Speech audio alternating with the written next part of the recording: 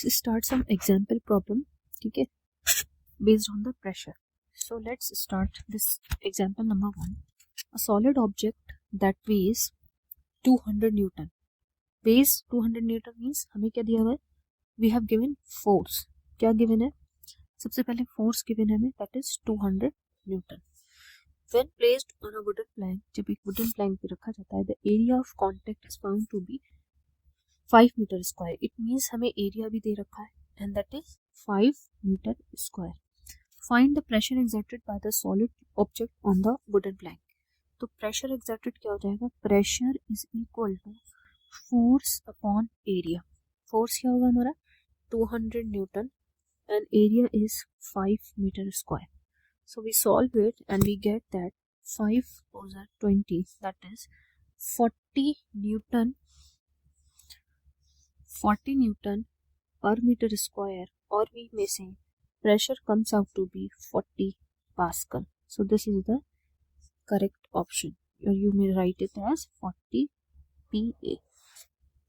Now see the next problem, that is a brick is 30 centimeter long, 10 centimeter wide and 10 centimeter thick. It weighs 24 Newton and lying on the ground. Find the pressure exerted by the brick on the ground. तो हमें क्या find करना होता है? सबसे पहले बेटा हमें क्या दिया हुआ है? Length, breadth and height of a brick दी हुई है. As we all know that brick का शेप होता है cuboidal shape. Got it?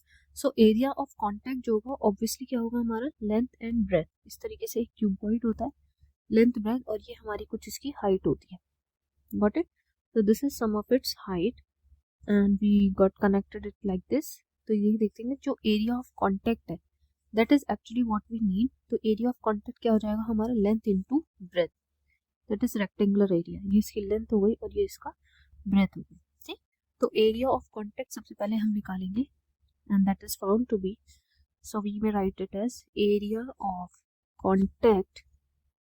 area of contact हमारा कितना हो जाएगा? length into breadth, that is equal to 30 centimeter into 10 centimeter.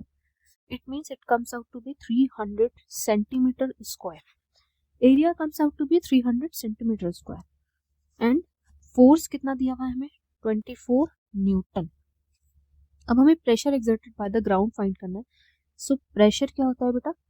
Pressure is equal to force upon area and force is 24 Newton and area is 300 centimeter square.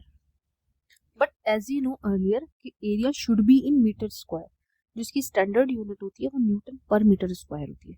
So we can convert it as 1 metre में कितने centimetre होते हैं? That is 100 centimetre. So 1 centimetre में कितनी हो जाएगी? 1/100 metre. Got it? If 1 centimeter is 1/100, तो 1 centimetre into centimetre क्या हो जाएगा बेटा? 1/100 meter into 1/100 meter. It means 1 centimeter square is equal to 1/100 into 100 meter square. This is the unit. So if 1 centimeter square is equal to 1/100 into 100 meter square, this implies 300 centimeter square should be equal to 300 divided by 100 into 100 meter square. Now let's cancel it. 0, 0, 0, 0 is cancelled. This implies that 3 by 100 meter square is the area. तो हम लिख सकते हैं that is force upon area. Force is in Newton, so that's okay. But we can convert it as कि 300 centimeter square को हम लिख सकते हैं 3/100 meter square. ठीक है? तो this is 3/100 meter square. If we write it as, ये हम इसको अगर सॉल्व करना चाहें इस वाली चीज को, तो 24 divided by 3/100. Got it?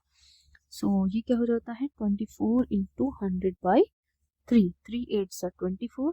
This comes out to be 800 Newton per meter square. Answer comes out to be pressure is equal to 800 Newton per meter square or 800 Pascal. This is the correct answer. Got it?